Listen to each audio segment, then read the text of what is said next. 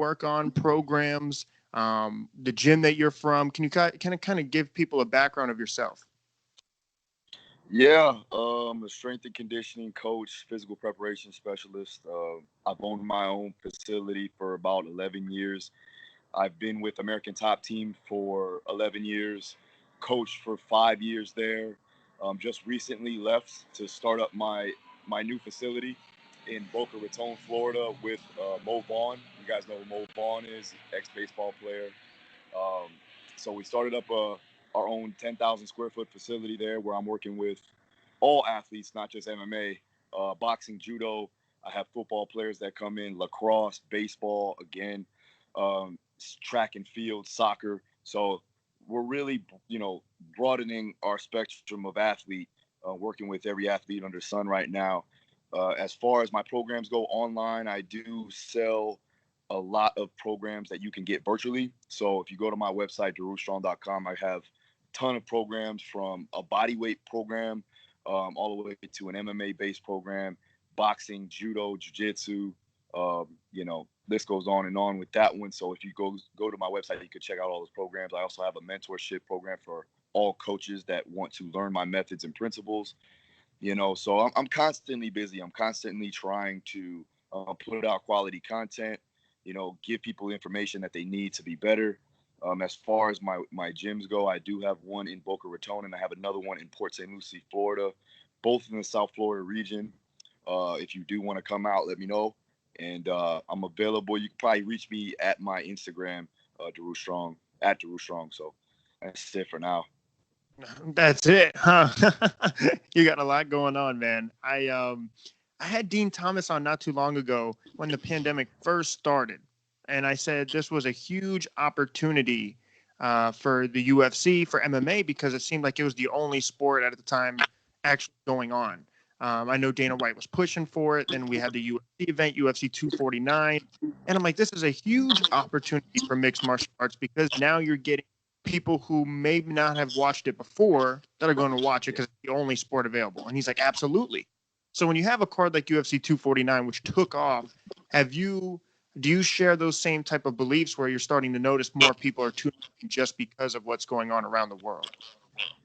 I don't know, because I've always been in it, so I really don't know what else, what other people are looking at. The Right. people that don't watch the UFC, I still don't see them like totally bought in, or I mean, maybe they have watched the fight, but they still don't get it. They still aren't gonna invest in their time, like the Right. true diehard fans. So I haven't really seen a major increase. Again, it is good, but at the end of the day, it's a little bit different because there is no fans. You know, it's just it's a weird situation. Like going to the fight in Jacksonville and just being in there with no, like, a big stadium with nothing in it, basically. It's a little bit Right. strange, but I don't know, man. I hope so, for the fact of the fighters being able to get paid more. And I know once we have more notoriety in the sport, then the fighters can get paid more. The UFC has a major business to run. I understand that, and they take care of the fighters as much as they can, for the most part. But if they're trying to make it a sport, and this is one thing that I talked to Dustin about, if they're trying to make it a sport, you have to make sure that there is structure in the development of fighting calendars or scheduling, because fighters really don't know when they're going to fight. They have fights on short notice all the time. They'll say they're going to fight at certain days, and then that doesn't pan out. There should be a definitive, like, I mean, I know that fights do get canceled due to injury. Now you can't stop that, but the organization needs to be a little bit more detailed and precise on when the date is, when they're going to fight, how many fights are they going to have that year, so that you can properly plan. There's a lot of fighters that are up in the air. Honestly, all the fighters that I've probably worked with, the only one comes to mind that really knew when they were going to fight all the time is probably Joanna Jędrzejczyk, because she kind of set her mark of when she wants to fight. But for the most part, a lot of them, and I'm talking about high level guys, they don't even know when they're going to fight. So I know I went off on what you said with your question, but it came to mind based off of, the UFC trying to make it a true sport. Right now, it's still a spectacle, and a lot of people still think that. not a sport. It's more entertainment. I do believe it's a sport. Don't get me wrong, but a lot of people don't think so because of the fact that it's still not properly managed, in my opinion. That's actually a really, really great point you just brought up. I never thought of it like that, because when you look at the NBA, you look at the NFL, you look at, they have when training camp starts, they have when their season starts, they have when their all-star break is, they have when the season ends, when the postseason happens, when they have a schedule, and it allows you to train, prepare, rest, family time. That's a great point. Now, how would they implement that? Is that something that Dana White just has to do? Is that something where the fighters come together and they say, hey, no, we can only fight around these certain times? This is when we want to fight. How could that get started? Yeah, I think a little bit of both, man. You know, I think setting up your schedule once you sign your contract, you should have definitive dates. The only problem is they're not in charge of their destiny. Like they don't have autonomy on when they're gonna fight. And you know, unless they're like really high level and they're like the face of the franchise, like a Conor McGregor, they don't know when they're going to fight. They can't set a date.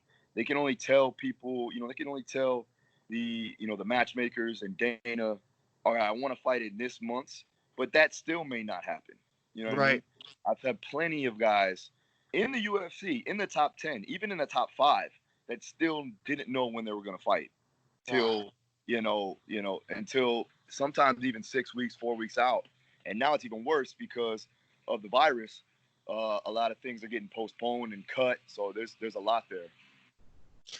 So before I jump into some of the pandemic stuff, is how, and now let's just say this, because now this is such an interesting theory you just brought up, and I think it's spot on. I think it would really benefit the sport and the athletes. How would that affect you as a coach? Would that make your job easier because you know kind of a time frame and how to prepare their bodies? 100%. Like I work with sport athletes now too, and I forget. Like I'm so used to having to auto-regulate and always manipulate times and scheduling. And with the sport athlete, I know when their season starts, so now I can properly program. I can periodize it to where I know that they're going to peak at a certain time. Where with MMA, not and boxing is different too. Boxing, like I know for the most part when the guys are going to fight. I know, when my judo athletes are going to compete, but MMA is like the wild, wild west still, and you're still, all right, man. Well, like I got guys that don't know if they're going to fight. No. And then they say they're going to fight and we might have a fight in 2 weeks, but I don't know. So I'm like, all right, well, yeah, you know what I mean? So I'm like, well, we'll just stay on what we're staying on. That's why I developed that condensed conjugate model, because we only had a limited amount of time throughout the weeks, but I needed to make sure that they were getting all those demands worked upon throughout the year, just in case things like this happen where you're like, okay, well, I got to fight in 3 weeks now. Well, all right, well, we've been preparing for that no matter what, because we've been covering all aspects year round concurrently. So, I mean, I make it work. I made it work because of the fact that I knew that this happens a lot. When I fought, it's the same thing. I had to make sure that I was constantly working on my power, my strength, my conditioning, and also making sure that I was maintaining general fitness. right. So with that, I used the basic conjugate model, and then I condensed it because of the fact that we don't have 3 or 4 days to even train in the weight room. So that was the one reason why. And then like for now, with the guys that I know that are going to have their fights on a certain date, or they're going to have their competitions on a certain date, I can program it accordingly to where we have a certain amount of phasing out to where it builds up over time. But the MMA guys, man, they got to be ready at all times. Right. Now, I don't want you to give away any secrets, because I feel what this has done. Now, first of all, I hope you and your family are well. This pandemic has been a huge issue, so I don't want people to think sports is like the main issue.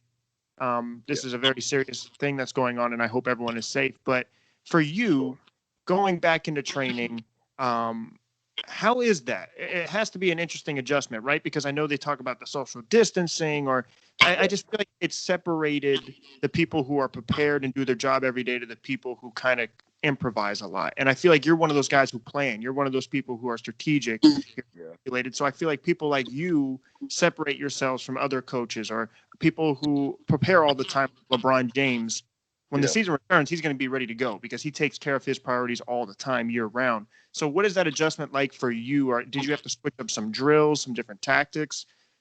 In the beginning, yeah, when it was really bad, I had guys that were fighting. So, like, we had to make sure that we were keeping, like, 2 or 3 at a time and usually have groups of 8 to 10. Right. So I was switching up the groups. And a lot of those guys that would train with each other, they were their main training partners. So they were always together. Right. I mean, you really can't social distance as an MMA fighter, obviously, right? Yeah. So those guys that would train together, they would weight train together. That makes sense, right? If they were sparring, if they were grappling, those individuals would go together everywhere, pretty much. And then, like, if just making sure we're clean, honestly, it's just cleaning up after yourself, using antiseptic, using antibacterial, antimicrobial means to get the bacteria off that we need to, because of the fact that, man, they're sweating and there's a lot of things going on in the gym. So you need to make sure that we're getting that fixed and taken care of.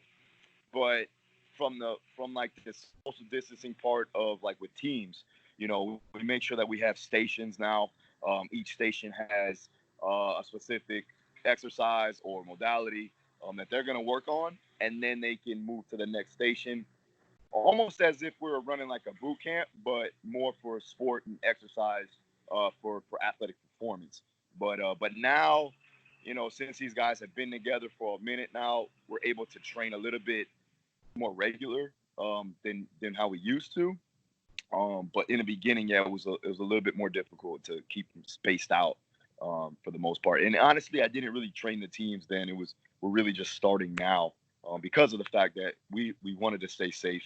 And we're in Broward, where Broward County had the most incidences of that pandemic happen. So you had a lot of people that were diagnosed or not diagnosed, but still had the virus in them. So Right. Phil, I appreciate your time. I have a couple more things for you here. The first thing would be, so yeah, the UFC is still up and rolling. You're training the world-class fighters, the baddest people in the world. As a coach, as a fan, as a former fighter as yourself, is it more beneficial to not have fans? Some people are moment guys. They like the crowd. They like the people. They like the hype. But then sometimes does it allow you to kind of focus more? You can hear your corner better. Does it benefit the fighters? Or does it hurt it? Can you hear me? I know I got Yes, all right. So I think it benefits the new fighters coming up. I think it benefits the ones that haven't been in the UFC. It benefits a guy like, a new guy coming into the scene, because of the fact that they don't have that distraction. Right. I think more veteran fighters, they thrive on that, in a sense, So maybe it wasn't the greatest thing for guys that been in the industry, because they may have feed off that energy. But the new guys are the guys that really need to focus on their technique and not so much the spectacle of the crowd. And a guy like Greg Hardy was a perfect example of that. Where Greg's played football in front of millions, or you know what I mean. So right. With that, I knew that that's not the issue, but him hearing his coaches, and also hearing, obviously, Daniel Cormier, helping him out, that ultimately won him the fight, So yeah, with that, I was like, all right, well, with the new guys coming into the sport, not necessarily, entertainment, or not necessarily, having a crowd as far as, fighting in front of it or performing in front of it, but just being able to hear their coaches, like you said, is very important, because they don't have to worry about anything else. Right. So the last thing I want to touch on is kind of like the fan favorite topic, right? And it's I did MMA tiers, like the best fighters in the world, but now recently there's been this whole GOAT conversation. Conor McGregor's going back and forth. You got John Jones in the mix. There's so many super fights to make. It looks like it could be a Masvidal Diaz. We could be looking at a Gaethje Habib, a Conor McGregor versus, we're not sure who he fights next.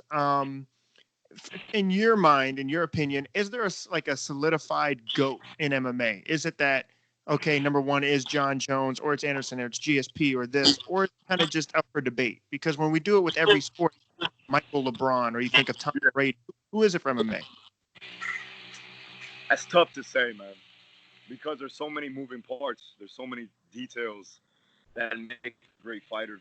Um, I'd say John Jones is in that running just because of the fact that he's so talented and Right. nobody's able to really solve that puzzle. You can make a case of Gustafson, somewhat solving that puzzle, but he didn't finish it. So if I would have put my finger on it, it would be either one of the two. It'd be GSP or John Jones for now. And obviously, you got guys that are gonna come up, that are gonna blow the roof off of things. But if I were to say out of those two, it's hard because GSP was a great martial artist, and so is John. But I think John is more athletic in the sense of being able to just dominate, Yeah. really dominate, and be like, man, this guy looks untouchable. And even when you think he's gonna lose, he comes back and finishes the fight pretty much. Where we've seen GSP go through some issues. Not to say that GSP isn't an athlete, he is. But what I mean by that is like being able to solve the puzzle in real time and just dominate in all rounds. But yeah, I would say it's a tough one. It's either between those two. I'll take John Jones just because of the overall athleticism, the dominance he's had. He really hasn't lost a fight if you really think about it. From the technicality, he may have lost one, but we really don't count that. So, yeah, I'll go with John Jones for now. He just got to get his, like Daniel Cormier said, he got to get his shit together. Right. But for the most part, bro, he's definitely in the running to be the best ever. Okay. Lastly, this is my last question for you. We got Masvidal, who his rise to power and reminds me of Conor. Like last year, he just blew up. It's like there's rumors of him versus Nate too, or him and Conor seem to keep going back at it. Let's just say hypothetically, it's him versus Conor. That's breaking records. That's a pay-per-view king right there. Stylistically, though, do you think that benefits? It's obviously a fan favorite type fight. They're going at it. They're throwing bombs. Do you think that's a fight that Jorge Masvidal matches up extremely well with? Yeah. Masvidal. I think Masvidal at least wrestles the shit out of him. And what people don't realize is Masvidal's got a really underrated wrestling game. His ground game's good too. So when he gets him on the ground, he can sub him. But people don't realize that because, Jorge, he stands and bangs. He knows how to fight. You got the backyard fights that he's been right before.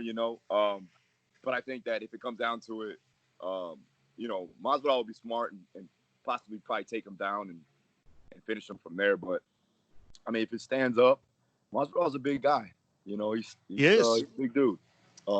Big for the, and not big for the weight class, but just big in general. Like I think that he's definitely bigger than Conor. So he'll be able to have more physicality in the fight itself. So I would say, that's a good fight for him, for Georgie. And then, even the Kamaru fight would be good too. It's just a little bit harder because of the fact that Kamaru is a really, really talented wrestler, MMA wrestler, and he's very strong in the clinch and in the inside. So I would say that'd be a harder fight for him. But either or would be great. Obviously got the money fight and then you got a title fight. So yeah, but I do like Masvidal over both of those guys.